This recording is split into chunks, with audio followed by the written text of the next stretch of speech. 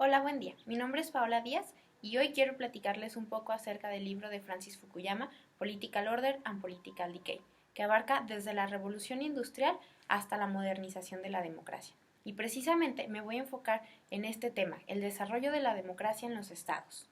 Primero, para tener un mejor contexto, es importante mencionarles algunos datos del autor, porque a mí me ayudó a entender mejor las ideas que plasma en su libro. Francis Fukuyama es un politólogo estadounidense que creció en una familia de origen japonés. Sin embargo, no tuvo mucho contacto con esta cultura.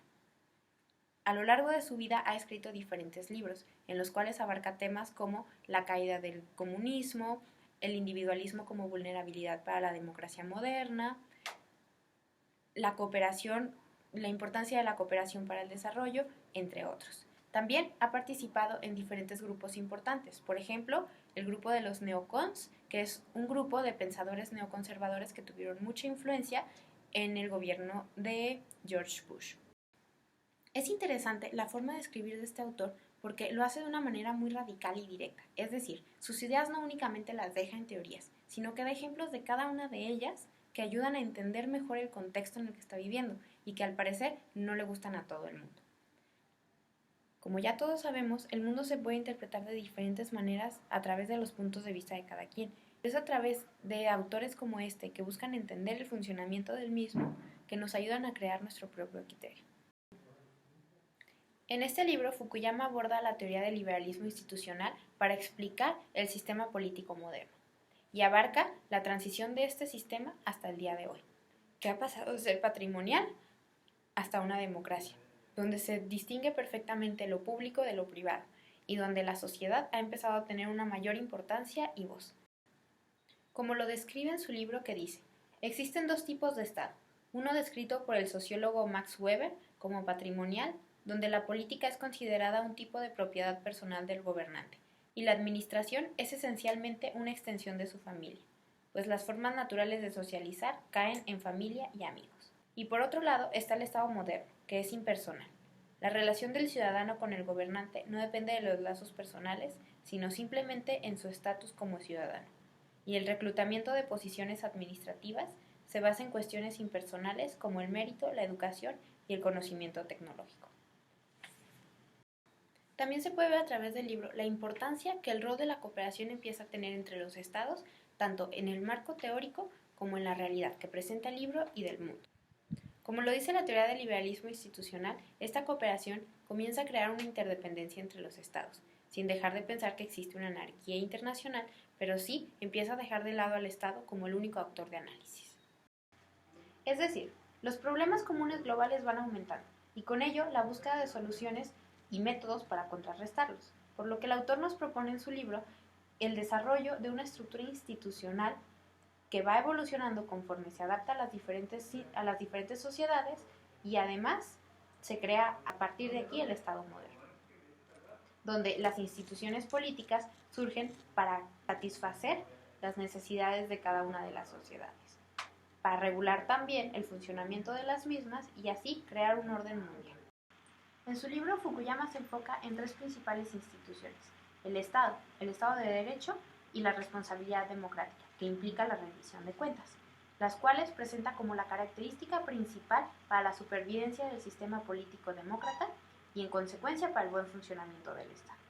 También habla en que estas instituciones deben de tener ciertas características importantes, como son ser estables, ser valiosas y funcionar con patrones recurrentes de comportamiento que persistan más allá del mandato de sus líderes.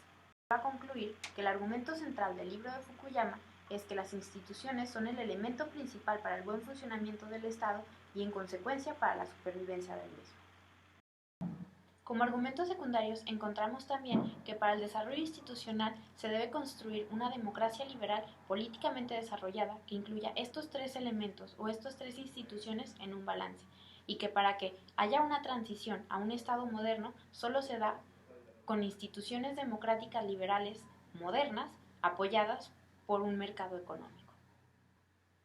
Es por eso que las instituciones no surgen de un día para otro, sino que tardan años en evolucionar cuando son importadas de una sociedad a otra región completamente diferente y adaptadas a sus condiciones locales. Y como mencioné anteriormente, hay ciertos elementos que apoyan a la decadencia de estos sistemas institucionales. Entre ellos es la rigidez institucional y la repatrimonialización, que aún siguen presentes en las democracias contemporáneas. Y también otro factor que contribuye a esta decadencia son las instituciones débiles e inefectivas. Y también otro factor que contribuye a esta decadencia son las instituciones débiles y efectivas, que lamentablemente se ven presentes y se desarrollan en muchos estados actualmente. También, como mencioné al inicio, el autor sustenta sus ideas en ejemplos reales, para aterrizar la teoría, es decir, para hacer más fácil de entender su obra.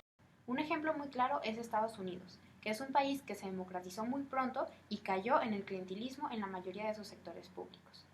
El clientelismo está definido por Francis Fukuyama en su libro como un patronaje en gran escala, es decir, un intercambio recíproco de favores, que se da especialmente en países democráticos para obtener el apoyo de grupos de personas a cambio de favores, y es una característica que se ve muy presente en el sistema americano.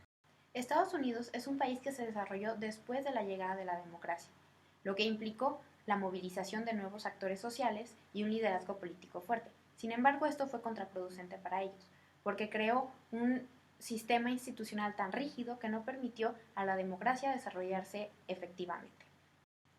Otro ejemplo se puede ver en China, quien inventó el Estado moderno y tenía la tradición de la burocracia centralizada más antigua del mundo, que influyó a sus vecinos Japón, Corea y Vietnam. Más adelante, en China el Estado colapsó por diferentes movilizaciones y crisis que se vio involucrado, entre ellas la guerra del siglo XX, revoluciones diferentes, movilizaciones, etc.